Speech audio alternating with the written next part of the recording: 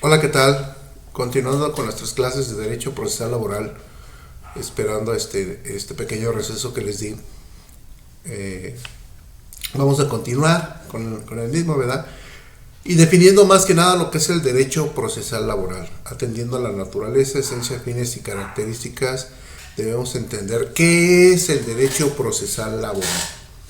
Ustedes se preguntarán, y ahí en sus casas, en su momento en que ustedes estén analizando y visualizando a través de sus medios electrónicos, qué es el derecho procesal laboral.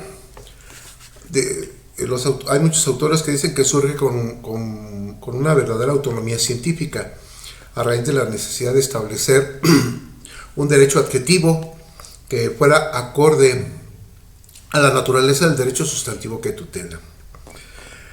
Ante la impotencia del derecho procesal civil, que en ocasiones resulta insuficiente y en otras contradictorio, para poder solucionar y hacer efectivas las necesidades del derecho laboral, cuya esencia y naturaleza es profundamente humana, ¿sí? Profundamente humana y fundamentalmente dinámica. Se tuvo que estructurar un derecho que llevara a cabo la realización de los principios tutelados por la materia sustantiva, imprimiendo características distintivas propias, a fin de que la actividad jurisdiccional del Estado estuviese encaminada a una impartición real y efectiva de una justicia obrera o patronal. Recordando un poquito lo que estuvimos visualizando en la clase que antecedió, que el derecho del trabajo surge precisamente con el constituyente del 17, donde vino a regular a través del artículo 123 de la Constitución como base constitucional el derecho al trabajo. Y en su artículo 5, lo que era el 5 y 9, perdón, de la Constitución, que era el derecho del trabajo y el derecho de asociación, perdón, que permitía a los trabajadores un trabajo, dice el artículo 5 de la Constitución, que debe de ser un trabajo digno y decoroso. El artículo 9, el derecho de asociación, donde ustedes ya lo visualizamos en derecho colectivo y más que nada en derecho individual, que los trabajadores anteriormente no tenían ninguna medida de protección para sus derechos garantes. Entonces el derecho de asociación, impelado en el artículo de la Constitución, les permite la asociación como tal, y se crearon diferentes tipos de asociaciones, como vimos en materia colectiva, que son los sindicatos, las federaciones, las confederaciones y viceversa. No obstante ello, hablábamos que después hasta 1931, cuando se instruyó el derecho a la impartición de un derecho sustantivo o adjetivo, ¿verdad?, a través de una ley que aparece en 1931, como les comentaba, que vino a regular cuáles eran las estabilidades entre capital y trabajo.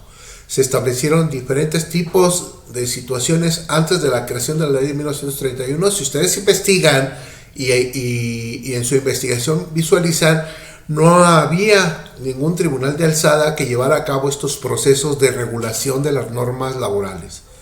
Entonces nos preguntamos, ¿quién impartía en ese momento la justicia laboral?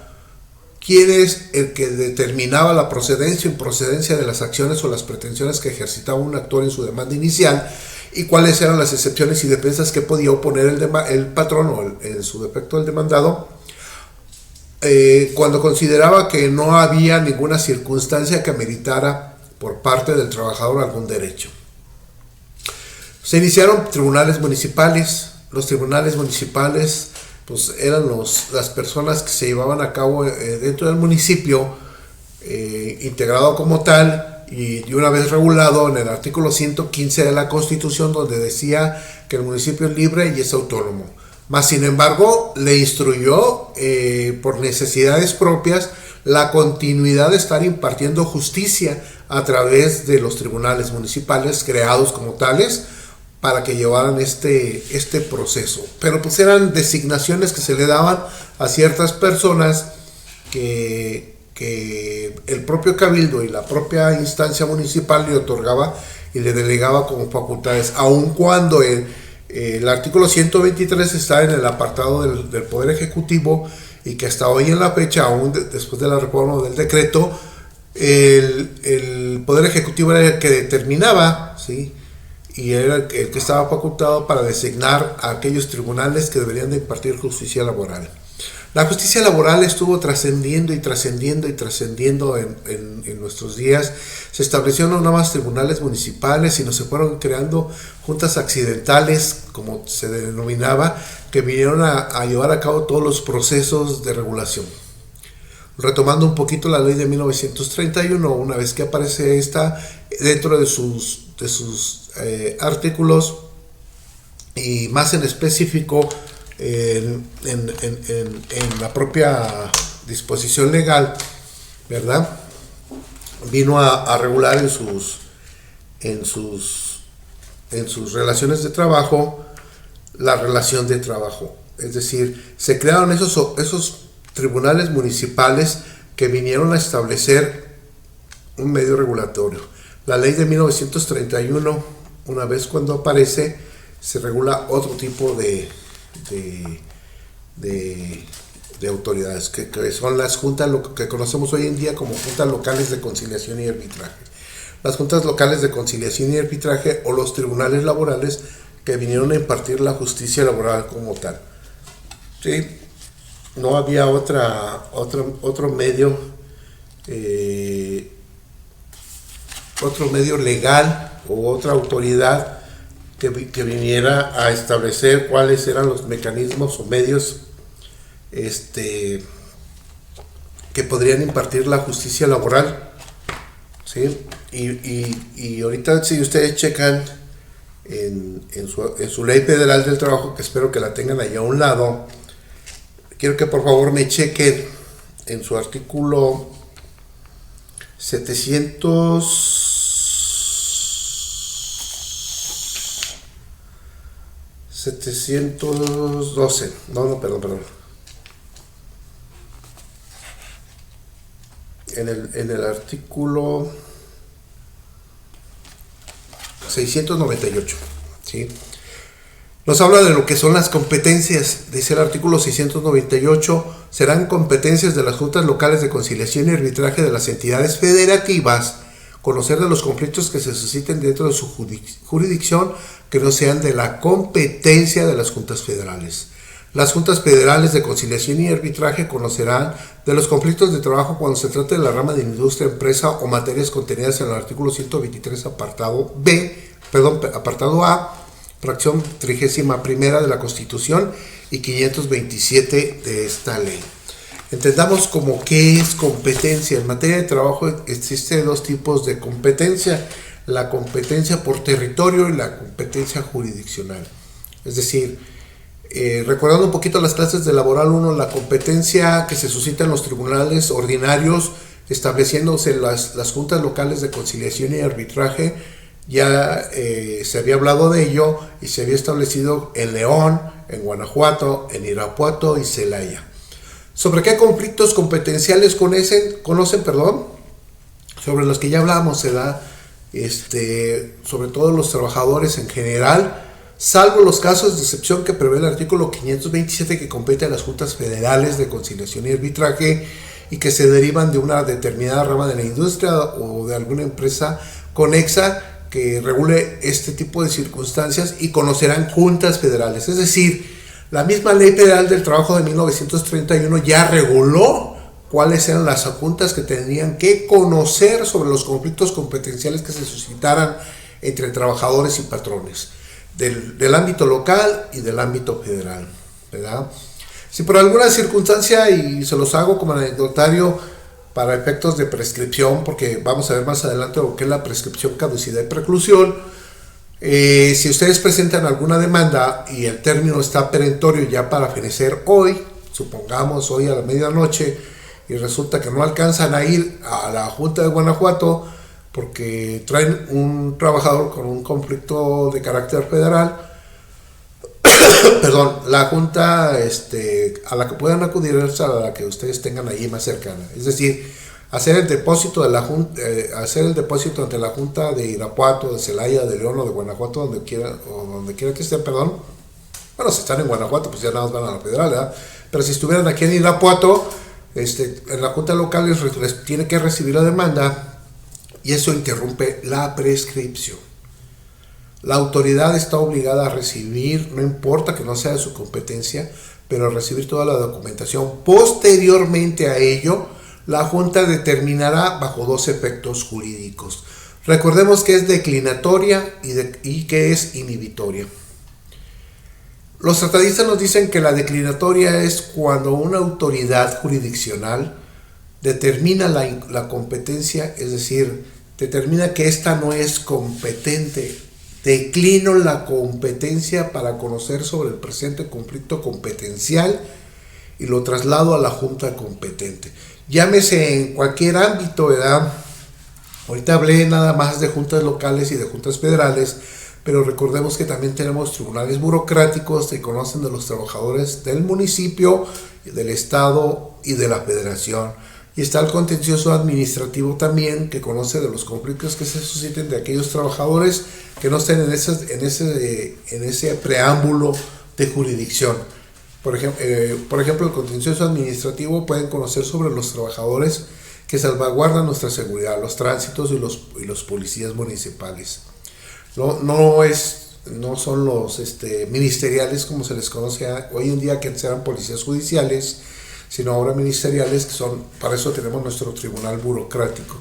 Todos los servidores públicos municipales y estatales conocen el tribunal burocrático local, porque también hay un tribunal burocrático federal que va a conocer sobre aquellas personas de órganos públicos descentralizados o desconcentrados de la nación, y que lleven a cabo todos los procesos que tengan que conocer. Ese es por declinatoria. Espero que esté entendido. Les vuelvo a hacer la invitación, ¿verdad? Y por inhibitoria, es decir, cuando se admite la demanda, se radica, se le da un número de expediente y se señala un día y una hora por vía incidental, que lo vamos a ver más adelante, los tipos de incidente. Váyanlos visualizando, están a partir del artículo 761 en adelante, y te habla de los incidentes de competencia. ¿Cuándo se debe de promover este incidente de competencia? Pues lo vamos a visualizar también en su momento, ¿verdad? Pero de una vez les adelanto que se visualiza en la fase de demanda y excepciones, ¿verdad? Porque es el único momento procesal en el que ustedes pueden promover un incidente. Si por alguna circunstancia se les pasa ese conflicto competencial y no promueven el incidente por inhibitoria, cuando la autoridad no se declaró, no hizo la declarativa, ¿verdad?, la declinatoria de conocer ese conflicto competencial, luego entonces se van a tener que acusar a la jurisdicción competente. Ni el amparo los va a poder salvar. ¿Por qué? Porque es un hecho consentido, es un hecho tácito, ¿sí? Es por eso que es importante que ustedes sepan, y eso se los voy a ir diciendo poco a poco y les voy a ir explicando los tips que ustedes pueden utilizar dentro de un procedimiento para que hagan el ejercicio libre de este derecho y puedan promover vía incidental e incidente de competencia. Junta deja de conocer este conflicto, trasládalo y transfiéralo a la autoridad competente. En el caso de los trabajadores burócratas, pues al tribunal burocrático. En el caso de los trabajadores del orden federal, pues a las juntas federales de conciliación y arbitraje. Pero se tiene que promover vía inhibitoria o vía incidental para que la junta deje de conocer, analice que efectivamente no es competente para conocer sobre este conflicto competencial y remitirlo a la junta competente. Espero que hasta aquí esté entendido un poquito este aspecto de esta cuestión del sistema competencial, y de qué es lo que se tiene que hacer, obviamente en tratándose de los conflictos que se susciten entre trabajadores y patrones. Continuando un poquito con la instrucción que les estoy dando de la conceptualización de derecho procesal, los mismos tratadistas nos dicen que el derecho procesal es sumamente reciente. Es decir, el derecho procesal en general, al que podemos considerar como el tronco común, el derecho procesal como tal, no es lo mismo ya cuando se determina cuando se le da a una determinada rama del derecho, es decir, cuando ustedes ven derecho penal, cuando ven derecho civil, cuando ven derecho familiar, cuando ven derecho fiscal, cuando ven derecho administrativo o de cualquier otra rama de la industria, el derecho procesal laboral es nuevo, ¿sí?, como dicen algunos autores.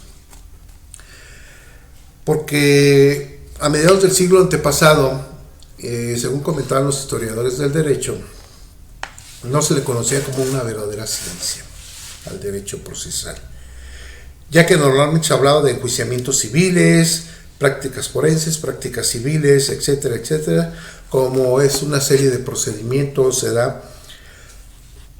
perdón, que solo se conocían a través de los comentarios, ¿sí? Esos comentarios de las leyes procesales de referencia,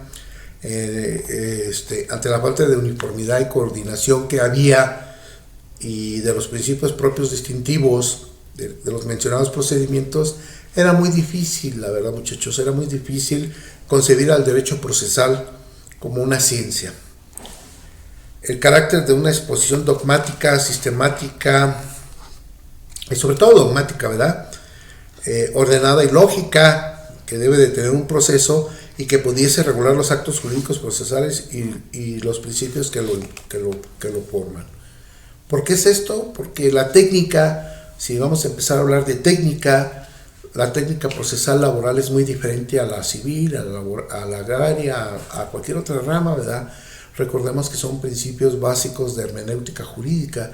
La hermenéutica jurídica es la ciencia que lleva a cabo todos los procesos de interpretación del orden normativo, ¿verdad? Regulándolos y estableciéndolos como tales.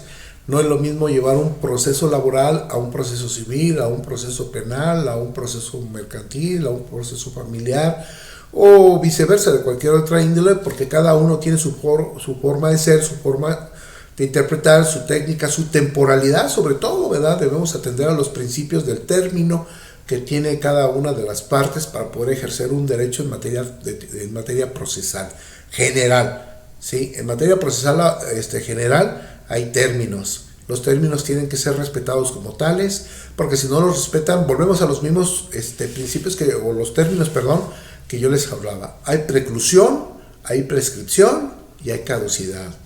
Si ustedes no izan en su momento procesal el término, pues les van a aplicar cualquiera de esas tres simbologías que les estoy hablando, ¿verdad? Y no los va a salvar nadie, ¿verdad? Más que nada, sobre todo porque la ley es pareja para todos, y aparte de eso, pues tú como conocedor y perito en la materia debes de saber la interpretación del derecho procesal y debes de saber encauzar cuál es la terminología que se debe de utilizar, no nada más en la conceptualización, sino cuál es el término que tú tienes para interponer una demanda, cuál es el término para ofrecer pruebas, cuál es el término o la forma en que yo tengo que promover algún recurso o medio de defensa que me esté violentando un principio general en mi materia de derecho procesal, antes de invocar lo que conocemos como juicio de amparo, porque recordemos sus clases posteriores que vayan a tener ustedes, que les van a enseñar lo que es el juicio de amparo. El derecho se regula a través de propias leyes que son determinadas por las autoridades competentes. Recordemos que tenemos, cada entidad federativa tiene su propia constitución política, y derivado de su propia constitución política también se tienen sus propias leyes en el ámbito local, y en el ámbito federal pues tenemos la constitución política mexicana y sus leyes federales que de ella emanen y que tienen de aplicabilidad por analogía y a disposición expresa. ¿Sale? Entonces hay que tener mucho cuidado, muchachos, cuando tengamos que llevar a cabo este proceso de interpretación, de aplicabilidad y del tiempo que tenemos para nosotros atender a ese principio básico, a ese principio básico del término. Definiciones de derecho procesal van a encontrar muchísimas. Yo sinceramente no voy a ser muy exigente en ese aspecto, porque considero que a final de cuentas el derecho procesal y el derecho en general es analítico, es interpretativo. Las definiciones son causísticas, ¿verdad? Pero sí tengo una definición que me conlleva así como tal y que como tal debemos atender. ¿Qué es el derecho procesal laboral? Hay autores que me dicen, es la rama del derecho que conoce la actividad jurisdiccional del Estado respecto de las normas que regulan las relaciones laborales desde el punto de vista jurídico y económico. Y ustedes dirán, ¿qué será el punto de vista jurídico y qué será el punto de vista económico? ¿Por qué surge la Ley Federal del Trabajo? Retrocedamos un poquito hacia atrás. ¿Por qué surge la Ley Federal del Trabajo? Porque no había un equilibrio entre los factores de la producción y capital y trabajo. Es decir, el capital estaba por encima del trabajo cuando las dos deben de estar a la par, deben de estar armoniosos, deben de llevar una misma secuencia, ni uno arriba ni otro abajo o viceversa, los dos deben de ir a la par. Por eso es que se instruyó esa necesidad de establecer un elemento normativo que regulara las relaciones contractuales entre patrones y trabajadores. Los trabajadores como tales tienen derechos, pero también tienen obligaciones. Los patrones igual tienen derechos, pero también tienen obligaciones. Es decir, la ley es clara para todos. Tienen derechos, tienen obligaciones, cúmplanlos, ¿sí? Entonces, desde el punto de vista económico, es porque el trabajador también no tenía los medios económicos para salvaguardar sus derechos y tenía que defenderse en contra del patrón poderoso, el portentoso, el que tenía el medio económico para poder llevar a cabo un proceso, y pues un trabajador por lo regular perdía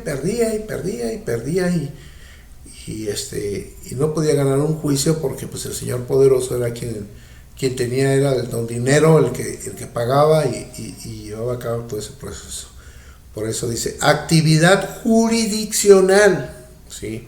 Es decir, tengo mi jurisdicción. ¿Qué es jurisdicción? La jurisdicción es el campo territorial donde actúa un tribunal. Irapuato, en donde nos encontramos nosotros, comprende no nada más en el municipio de Irapuato, comprende el municipio de Salamanca, el de Valle de Santiago, el de Victoria de Cortázar, el de Valle de Santiago, Abasolo, Cuerámaro, Guanímaro y Salamanca, que ya le dije, ¿verdad? Esa es su jurisdicción competencial. Celaya comprende la misma Celaya, Apaseo el Alto, Apaseo el Grande, Tarimoro, Jerécuaro, Tarandacuao, Santiago Marabatío, Moroleón, Uriangato, Yuriria, Coroneo, lo que es para el sur lindando con Michoacán, y para acá Villagrán, lindando con Salamanca, y Cortázar. Salvatierra, si no lo mencioné, Acámbaro, y para el norte es Juventino Rosas, Comunfor, San José Iturbide, Doctor Mora, Jichú, Santa Catarina, Atarjea. Esa es la jurisdicción de Celaya. La jurisdicción de Guanajuato es Ocampo, San Diego de la Unión, San Felipe Torres Mocha, Dolores Hidalgo. Se me olvidaba San Miguel de Allende de Celaya, Dolores Hidalgo, el mismo Guanajuato, Silao. Es la jurisdicción de Guanajuato. Y León comprende la ciudad de León, que con la pura ciudad tienen allá en las juntas, por eso es que hay 3 juntas locales en León. Comprende León, Ciudad Manuel Doblado, San Francisco del Rincón, Romita, y no sé cuál me falte, pero bueno, ya hay más o menos, pero se darán cuenta de cuál es la jurisdicción competencial de las juntas locales. La Junta Federal pues, comprende todo el estado de Guanajuato y parte de Querétaro, ¿verdad? El Tribunal Burocrático Local comprende todos los municipios del estado de Guanajuato, ¿sí? El contencioso administrativo igual. Recordemos que hay un contencioso administrativo municipal, ¿sí? que es más que nada estadístico y que también trae como parte aguas impartir justicia, pero internamente dentro del actuar del servidor público. Bueno, espero que hasta ahí nos estemos entendiendo. Si hay algún comentario, háganmelo saber, por favor. Mi correo de una vez para que lo vayan anotando es rodriguezmartin116 @gmail.com. Y, y mi correo institucional es martin-rg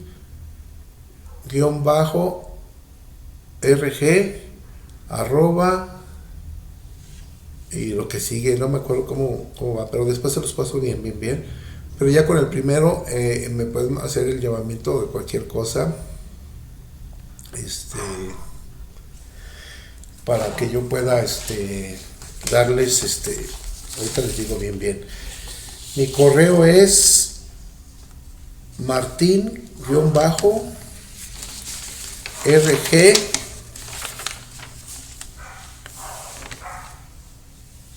arroba, se me olvidó. Bueno, pero ya se los paso. Pensé que lo tenía aquí apuntadito, pero no lo veo. Bueno, y independientemente de eso, cualquier comentario o sugerencia, háganmelo saber. Me gustaría que me mandaran su correo, no su correo institucional, sino un correo grupal, para poder mandarles también algún material de apoyo para ustedes y que se vaya entendiendo esta materia de derecho procesal laboral. Continuando un poquito, ya visualizando lo que es ya el derecho procesal del trabajo como tal, que entendámoslo como la actividad jurisdiccional que el Estado tiene para impartirles desde un orden, perdón, desde un orden jurídico y económico. Jurídico porque, como les vuelvo a repetir, regula las relaciones contractuales entre patrón y trabajador, y cómo lo regula a través de un contrato individual de trabajo que la autoridad tiene que conocer para que no exista renuncia de derechos de los trabajadores. Y si no va a haber renuncia de derechos de los trabajadores, recordemos el artículo 33 de la Ley Federal del Trabajo, que dice: los derechos de los trabajadores son irrenunciables, es decir, ni el propio trabajador puede renunciar a sus derechos. ¿Estamos? Es por eso que va a regular jurídicamente la relación entre patrón y entre trabajador, y que no haya un ánimo de ventaja y desventaja de uno y para otro.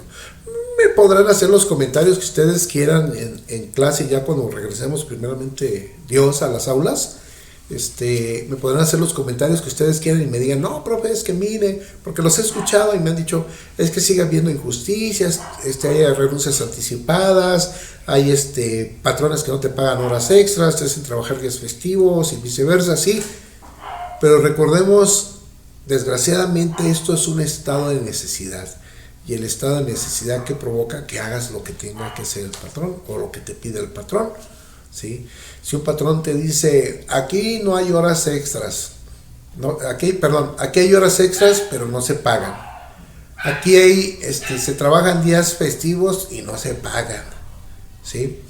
Pero si tú no ejercitas ese derecho que la ley te da a ti como trabajador, ¿verdad?, no vamos a poder hacer nada. Se me comentaba hace mucho tiempo y me decían en una audiencia que yo tuve en un juicio, el propio trabajador, y me decía: oiga, licenciado, ¿cómo puede ser posible que la Junta permita que los patrones hagan firmar a sus trabajadores anticipadamente la misma? Porque ellos ponen como condición para laborar que se firme una hoja en blanco. Yo le decía: no te puedo negar el desconocimiento como tal, porque sí lo conozco y sé que se da, pero no puedo hacer nada. Y no es porque no quiera hacer nada, porque yo en el momento que tú vas a pedir trabajo, pues yo no estoy atrás de ti, no sé cuándo vas a ir, ni a qué trabajo vas a ir, y viceversa, ¿verdad? No puedo ir a decirle al patrón: no le hagas firmar renuncias, ¿verdad? Págale sus horas extras. Para eso existen otros órganos auxiliares de las juntas de conciliación y arbitraje, que son las inspectorías de trabajo. Todo eso lo vamos a ver más adelante, muchachos, pero se los voy adelantando. La Inspectoría del Trabajo visualiza a todas las empresas locales y también federales, ¿verdad?, donde les hacen una revisión técnica de todas las documentaciones que tengan relacionadas con la relación contractual con sus trabajadores. Es decir, la existencia de un contrato individual de trabajo, si lo hay. Si no lo hay, pues de un contrato colectivo. Y si no lo hay, pues entran las sanciones, ¿verdad? La existencia de recibos de nómina, de los pagos, a ver cómo le pagas a tus trabajadores. Hoy en día, pues sabemos que a todos los trabajadores ya se les paga de una manera muy diferente, ¿verdad? ¿Y cómo se les paga? A través de nómina, es decir, a través de esa pequeña tarjeta no de crédito, sino una tarjeta de nómina, ¿verdad? Donde el patrón te deposita la cantidad que te paga por como tu salario, y dice, no tengo nóminas, pero tengo los reportes bancarios, los cuales te puedo ofrecer para poder decirte cuál es el salario del trabajador. Y de las reformas que hubo al Código Fiscal también, donde ya se permiten los CDFI, ¿verdad? Que son donde se pueden extraer de las ligas del sistema de administración tributaria para que el patrón pueda decir, cuando hay alguna controversia en relación al salario, decir, no, el salario que dice el trabajador en su demanda no es cierto, su salario real es ¿Que hay dobles nóminas? Pues sí, pues hay dobles nóminas, no lo puedo negar, pero desgraciadamente para los trabajadores, ahora sí, como dicen, papelito habla, ¿no? Y el papelito es el que nos dan a nosotros como medio de prueba, como es un documento oficial emitido por una autoridad que es el Sistema de Administración Tributaria, el SAT, ¿verdad? Viene timbrado, ¿sí? Viene su código y todo eso, pues es que ahí no podemos hacer nosotros nada. Nos genera una presunción, obviamente, de que sí era tu salario, pero esa presunción se va concatenada con los diversos medios probatorios que se vayan ofreciendo en su procedimiento. ¿Sale? Bueno, continuando un poquito con la materia en relación a lo que es derecho procesal del trabajo, espero que esté entendido. Y cuáles son los elementos que son a la par con ello, ¿no? La naturaleza del derecho procesal. Cabe precisar que la naturaleza procesal laboral es función de la clasificación tradicional de la rama del derecho público y privado, y muy primordialmente para ubicar concretamente al derecho procesal laboral dentro del orden que le corresponde. Atendiendo a la clasificación del derecho público y del derecho privado, se encuentra actualmente en revisión, ¿verdad?, por las tendencias de tratadistas que pretenden incluir una clasificación, ¿sí?, una clasificación más que la han denominado derecho social. ¿Por qué derecho social? Y ahora, teniendo a lo que es la reforma, se da un derecho social. Ahora ya se entiende que son los derechos de los trabajadores. La reforma que ha habido ahora en este nuevo orden, dice, ya no van a ser juntas locales de conciliación y arbitraje, sino van a ser tribunales laborales. Ese derecho social, como les decía, cuando se instruye el constituyente del 17, es un derecho garante que se le otorga a todos aquellos trabajadores de cualquier trabajo que se designe. Dice, la protección y las medidas. El Estado tiene que velar jurisdiccionalmente y establecer los mecanismos o medios necesarios para que el trabajador pueda llevar a cabo sus procesos, ¿verdad?, de trabajo, y cuando lleve sus procesos de trabajo, si por alguna circunstancia es cortado este derecho laboral por el patrón, porque dice, ya no me interesa que sigas trabajando conmigo, estás despedido, adiós, que te vaya bien, pues dice uno, pues ni modo, pues ya me tocó, pero no nada más es un ni modo, ¿verdad? Acuérdense que el patrón tiene que justificar las causas de separación que se pueda dar entre trabajador y patrón. Es decir, si ustedes checan el penúltimo párrafo del artículo 47, dice que el patrón tendrá la obligación, es una obligación de justificar la separación laboral. Si no la justifica, se entenderá que es un despido injustificado. ¿Sí?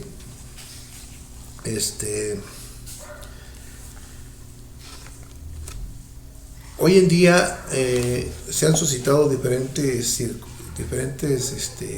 circunstancias problemáticas. Hoy, por ejemplo, este problema que tenemos de la pandemia del coronavirus, muchas empresas han cerrado. Desgraciadamente la ley es así. Este es un caso, cuando vimos en materia colectiva casos fortuitos o de fuerza mayor, ¿verdad? Pues como es un hecho natural, el patrón no está obligado a pagar el salario completo, pero no a despedir a sus trabajadores, salvo que haya el peligro inminente.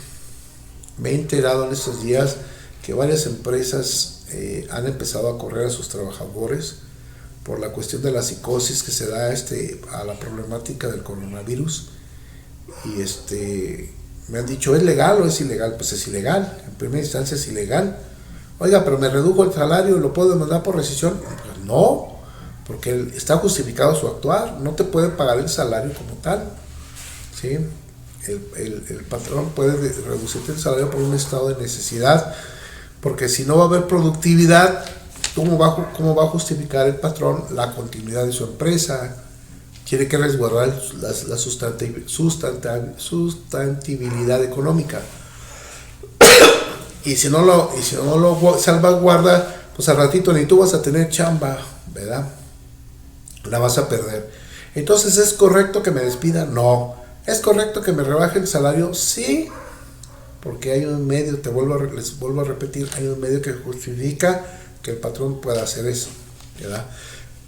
Mientras está este proceso y una vez concluido está el patrón obligado. Acuérdense cuando vimos en materia colectiva que cuando se suspendía la relación contractual por el procedimiento de huelga, cuando se continuaban las pláticas conciliatorias y una vez terminadas las pláticas conciliatorias, el patrón y el trabajador se ponían de acuerdo, o el sindicato, que velaba los intereses de los trabajadores, se ponían de acuerdo, reanudaban labores, ¿sí?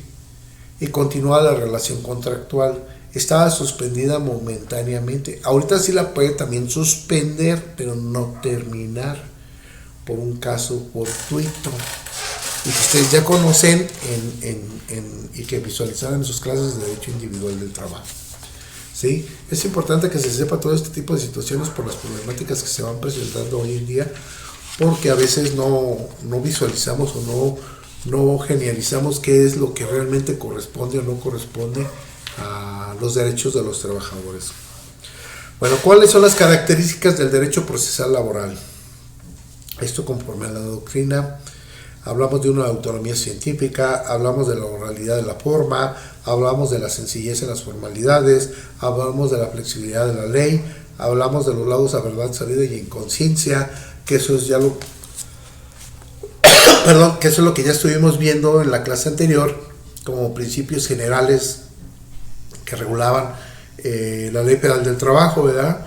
Y los principios que vimos o estuvimos visualizando en el artículo 685 de la Ley Federal del Trabajo y que en la clase anterior estuvimos exponiendo y estuvimos explicando. Esos son los elementos característicos de lo que es el derecho procesal del trabajo. Ya no entra mucho en particularidad en cuanto a que expliquemos estos, porque pues ya espero que hayan quedado entendidos. Sin embargo, si ustedes gustan, retomamos una vez que regresemos a las aulas esa problemática. Vayan anotando en un cuadernillo si hay alguna duda, algún comentario, súbanmelo a mi correo para que yo, una vez que lo revises, yo les voy a regresar una respuesta para que se vaya entendiendo, y cuando lleguemos ya a clases presenciales en vivo, pues ahora sí ya puedan hacerme les voy a hacer toda la explicativa y ustedes puedan hacer todo el entendimiento que se tenga que hacer. ¿Cuáles son las fuentes del derecho procesal? Dice Stamler, un autor que citó el jurista Armando Porras López, dice: el derecho no tiene laguna, porque el espectro de un espacio sin derecho no existe. Las lagunas son exclusivamente de la ley, ya sean fortuitas o premeditadas, que toca al intérprete rellenar descubriendo la norma oculta, no creándola, porque existe un estado latente. Los principios que se derivan de las leyes constituyen la ley misma, pero la interpretación por los tribunales, ¿sí?, el descubrir el pensamiento del legislador, es decir, quien va a aplicar la norma es el legislador, o quien aplica la norma es el legislador. A través de la ley la traslada a los diferentes elementos jurisdiccionales y estos elementos jurisdiccionales obviamente tendrán a través de estas personas interpretar. Por eso les decía, la interpretación es un análisis. Ese análisis debe de ser consensado no nada más mentalmente, sino interpretativo con otras personas. El simple hecho de que a mí la ley me permita interpretar un derecho, debo de ser analítico. ¿Sí me explicó? ¿Qué pasa en el caso que les ponía en la clase anterior? Hablábamos de una rescisión, de un despido, había irregularidades. ¿Quién tiene carga de la prueba en materia de trabajo? Toda el patrón. Si checan el artículo 784 de la Ley Federal del Trabajo, establece que exime de la obligación y responsabilidad de probar cualquier diferencia que se suscite dentro de una controversia laboral al trabajador, ¿sí? Es decir, el trabajador no está obligado a probar cuando hay controversia en la fecha de inicio, cuando hay controversia en el salario, cuando hay controversia en el puesto, cuando hay controversia en el despido, salvo que medie alguna causa diferente, acción rescisoria. Ahí el trabajador está obligado a informarle a la autoridad y a explicarle a la autoridad y convencer a la autoridad que hubo una causa de terminación de la relación de trabajo, pero por responsabilidad para el patrón. Si lo hace, pues va a ganar un juicio; si no lo hace, lo va a perder, ¿sale? Luego entonces, como les decía, si checan el artículo 784 de la Ley Federal del Trabajo, establece que la obligación es obligatoria para el patrón. Cuando vino la reforma del 12 en cuanto a jornada extraordinaria, el legislador fue muy, digámoslo, salomónico en ese aspecto, porque estableció que el trabajador no estaba obligado sobre las primeras 9 horas extras a aprobarlas si las laboró o no las laboró, pero sí estaba obligado a aprobar el excedente de jornada. Es decir, si tú decías que laborabas 18 horas a la semana, el excedente, las primeras 9 horas extras, quien estaba obligado a aprobar era el patrón, ¿sí? Pero el excedente estabas tú como trabajador obligado a aprobar, y tenías que aprobarlo. Si no lo probabas, pues destruías. Si el patrón te demostraba que nunca las laboraste, ¿cómo ibas a aprobar el excedente? Pero si el patrón no demostraba el pago de las jornadas extraordinarias, pero las extraordinarias tú no las probaste, a lo único que se condenaban eran las ordinarias, ¿sí? No había otro, ¿cómo se dice? Otra orden del día. Las cargas probatorias están determinadas para uno y para otro.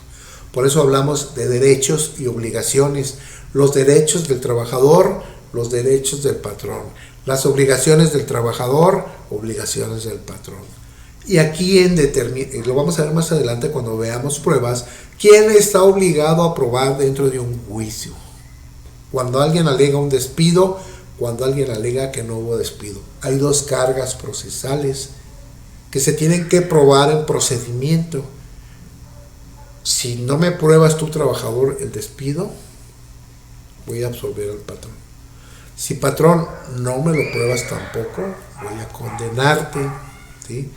Es importante también que tengamos en conocimiento cuando veamos pruebas, que las pruebas no nada más es ofrecer pruebas por ofrecerlas, sino tienes que encaminar ese medio probatorio para que pruebes tus acciones si eres trabajador y si tus excepciones y defensas si eres patrón. Las pruebas deben de ir concatenadas, no basta un solo medio probatorio, muchachos. ¿Sí? El derecho es tan puro, es tan esencial, que no nada más se trata de decir, yo tengo esta prueba documental o tengo estos testigos con los cuales yo voy a probar que hubo un despido. No es suficiente, muchachos. Hay jurisprudencia de la Corte que establece que los medios probatorios son elementos característicos que las partes deben de ofrecerle al juzgador para que él determine la procedencia e improcedencia dependiendo de las cargas procesales. Y analizamos conducta procesal. ¿Qué es la conducta procesal? Tu actuar dentro del procedimiento, ¿sí? Es decir, yo tengo que analizar, no nada más porque tú me ofreciste un medio probatorio, ya con eso cumpliste con tu obligación de decir, se pudo cumplir con la obligación de la carga de la prueba, y yo, trabajador, probé que el patrón me despidió. Lo siento, condénalo. Espérame, no. Tu medio de prueba no es suficiente. Tienes que concatenarlo con otro medio probatorio. ¿Qué otro medio probatorio puedes ofrecer? Una prueba testimonial, un informe, algún otro elemento probatorio que tú puedas adminicular. Se llama adminiculación procesal. Una vez que adminiculas tus pruebas y que vayan entroncadas, nosotros como juzgadores analizamos ese entroncamiento de prueba con prueba, ¿sí? Es como un tejido, ¿verdad?, que se va tejiendo como si fuera una bufanda, y se va tejiendo, y cuando concluyes con tu bufanda, esa es tu sentencia. Está perfecta, probaste, no hubo ningún problema, trabajador, patrón, te condeno. O a lo contrario, no hubo problema, patrón te absuelvo, de modo trabajador, ¿sí? Dice el artículo 17 de la Ley Federal del Trabajo que a falta de disposiciones expresas se aplicarán los principios generales de derecho, la ley, la costumbre, la jurisprudencia, los reglamentos, las circulares y todas aquellas fuentes que como tales, y aplicando, como les decía, los tratados internacionales, que trae como consecuencia la aplicabilidad de esas disposiciones legales. Es decir, el juzgador tiene que llegarse de todos los elementos necesarios para poder determinar la procedencia e improcedencia de acciones o excepciones y defensas. Todo el material probatorio que a nosotros nos llegue lo vamos a tener que analizar. Ese análisis debe de ser concienzudo. Acuérdense que ya hablé de los principios generales de materia de trabajo que los encuentran en el artículo 841 y 842. Dice, los tribunales laborales deberán de resolver a conciencia y buena fe guardada. Es decir, a conciencia, porque vamos a hacer la maraña procesal de las pruebas para poder establecer ese entroncamiento procesal entre uno y entre otro. Eso hablamos de conciencia. Buena fe guardada, es decir, no tengo ninguna problemática, no ir con una circunstancia de que este me cae gordo y este me cae bien y lo voy a apoyar a este y a este no. No. Buena fe guardada es sinónimo de muchas cuestiones, ¿sí, chavos? No es nada más una cuestión de, ya concluyó, ya terminó, ya se hizo y ya cada quien va a hacer lo que tenga que hacer. No, todo se tiene que hacer íntegramente. El juzgador debe de ser analítico con los medios de prueba. Debe utilizar todas las herramientas procesales que tenga a su mano. Y lo primero que va a disponer es la ley. ¿Sí? Después de la ley aplica jurisprudencia. Y dice, a falta de disposición expresa se aplicarán los principios generales de derecho. ¿Cuáles son los principios generales de derecho? Váyanlos analizando también, muchachos. En el libro que yo les comenté que les voy a solicitar, saquen de la papelería de la universidad, ahí lo tienen, ahí se los pueden imprimir. Vamos a encontrar diferentes características o diferentes circunstancias que se van a ir analizando en el tema y en los temas. ¿Sale? Entonces, volviendo a lo mismo, la conducta procesal, el análisis de todo el material probatorio, los tratados internacionales, que van a establecer o a regular, no como una obligatoriedad. Acuérdense que todos los tribunales que estén aprobados por el Senado. Una vez me hicieron una pregunta y me dijeron, oye, profesor, si hay algún convenio o algún tratado internacional en el que México sea parte pero no está sancionado ni aprobado por el Estado, ¿se puede aplicar? Y dije, si no está aprobado por el Senado, no. Si no está aprobado, no. Porque no se puede aplicar un derecho que no ha sido autorizado, porque los tratados internacionales o los convenios internacionales no pueden estar por encima de la Constitución, muchachos. ¿Sí? Sí podrán estar por encima de alguna ley, pero siempre y cuando estén aprobados y sancionados por el Senado en términos del artículo 133 de la Constitución Política de los Estados Unidos Mexicanos, que establece que el Estado mexicano aprobará todos los convenios o tratados internacionales de los que sea parte. ¿Sí? Y si no es parte, y hay algunos tratados o convenios internacionales, si no están aprobados, no hay aplicabilidad. Se pueden hacer recomendaciones.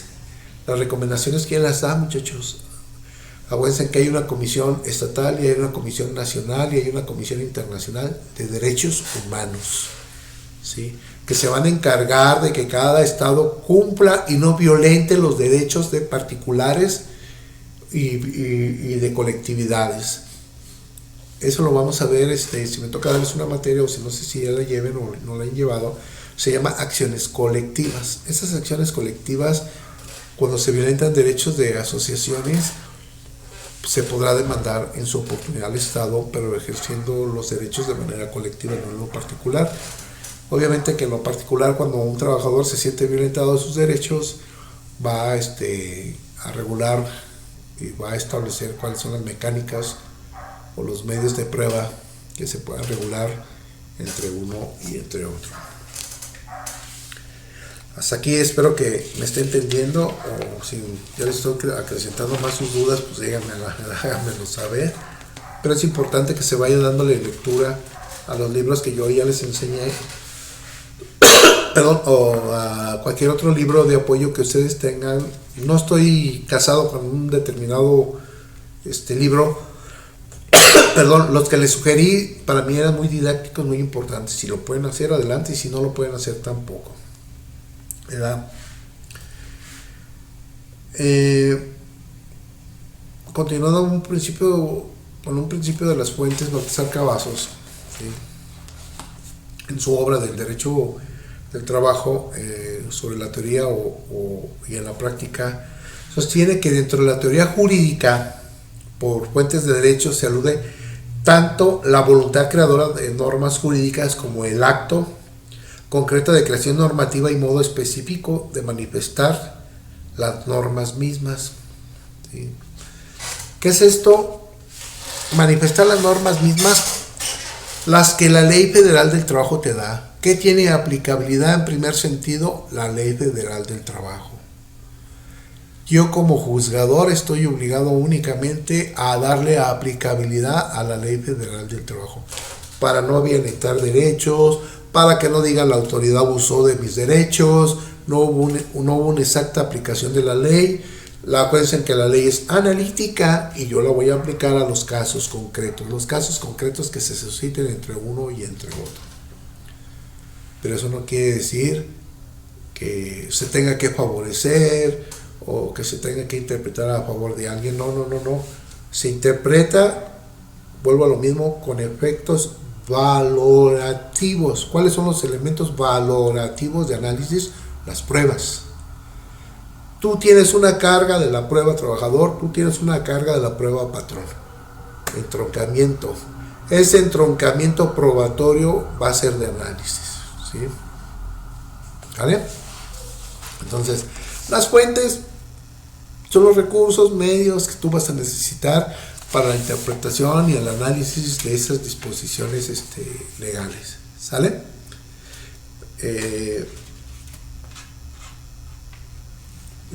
Continuando un poquito con lo que es la clasificación del derecho procesal del trabajo en relación a las fuentes. Las fuentes del derecho se entiende que se dividen en fuentes reales y fuentes formales, que eso ya lo vieron ustedes en teoría general del proceso, y es la que ha venido prevaleciendo hasta hoy en la actualidad, ¿sí?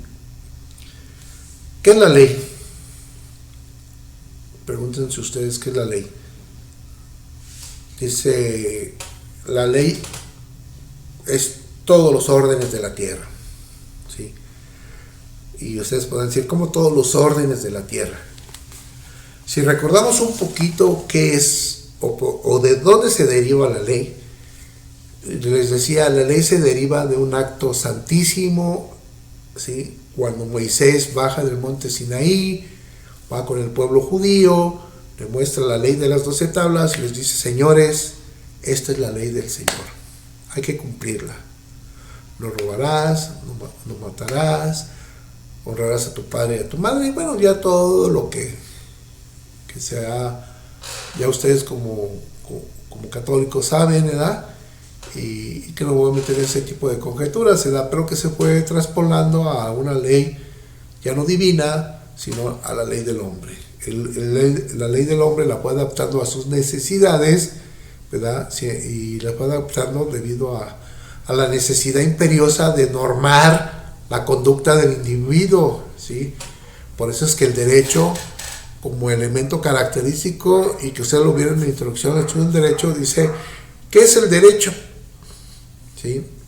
Entendiéndolo como tal, es la norma o conducta que regula la actividad del individuo frente al Estado. El Estado tiene la obligación de velar ese derecho que tiene el ciudadano común o el ciudadano como tal, pero siempre y cuando no afecte derechos de terceros. Si se violentan derechos de terceros, lógicamente esos derechos no van a ser establecidos como tales, ¿verdad? Y la autoridad jurisdiccional está obligada a sancionar o a no sancionar esos derechos que te consignan a tu favor. Si hablamos en todos los órdenes de la tierra, el hombre tiene que vivir en armonía, señores. ¿Sí?